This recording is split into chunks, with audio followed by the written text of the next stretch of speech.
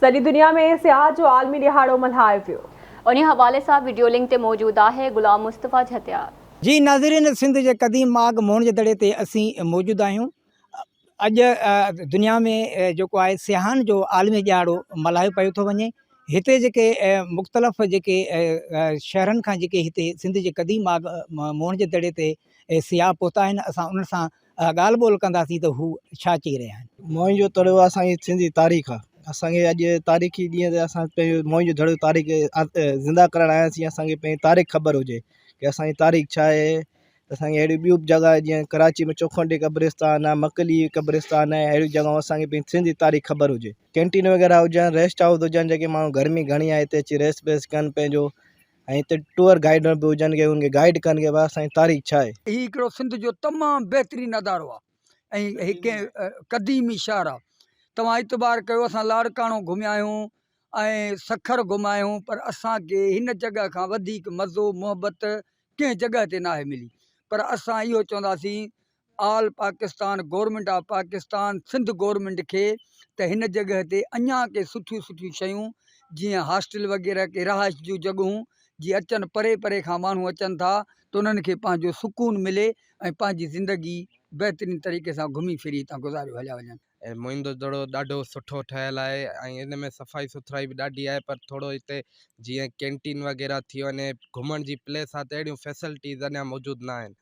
असां इंतिज़ामिया खे चऊं था त अहिड़ियूं फैसिलिटीज़ मौजूदु कनि, जीअं कैंटीन हुजे प्रॉपर, जीअं चबी आहे ईअं कैंटीन हुजे ऐं साफ़ु सुथराई अञा बहितरीनु हुजे। असां गुज़ारिश था कयूं माण्हुनि खे त हीअ हिकिड़ी सिंध जी क़दीमी जॻह आहे, हीअ विज़िटिंग प्लेस आहे, त हिते माण्हू अचनि, एक्सप्लोर कनि ऐं हिते ॾाढो मज़ो आहे। अॼु सॼी दुनिया में वर्ल्ड टूरिज़म डे अथव। असां ख़ुशकिस्मत आहियूं जो असां वटि 5000 साल पुराणी सिविलाइज़ेशन आहे। ही वर्ल्ड हेरिटेज साइट आहे, को मज़ाक न आहे त वर्ल्ड हेरिटेज साइट रुॻी लाड़काणे जी या सिंध जी या पाकिस्तान जी न आहे, सॼी दुनिया जी साइट आहे। सॼी दुनिया स्टेक होल्डर इन जी आहे।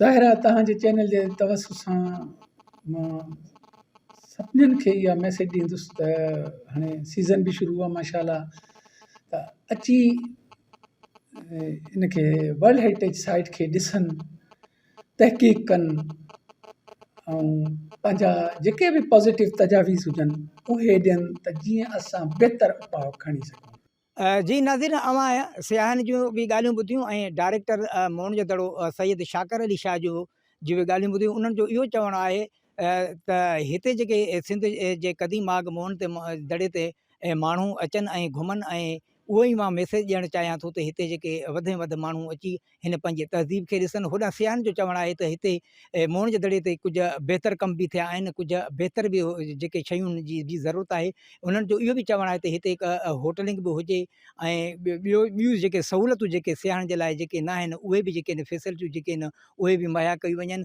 ऐं हीअ जेको उन्हनि जो इहो बि चवणु आहे त हिते सिंध जे क़दीम माग मोहन जे दड़े खे जेके दुनिया में जेके माण्हू अची करे ही हिते पंहिंजी तहज़ीब खे ॾिसी करे ऐं लुत्फ़ अंदोज़ थियनि ऐं वधि में वधि जेके आहिनि पंहिंजे तहज़ीब सां प्यार ऐं मोहबत कनि। कैमरामैन मदनी झतियार सां गॾु रिपोर्ट गुलाम मुस्तफ़ा झतियाल, आवाज़ न्यूज़, मोहन जो दड़ो।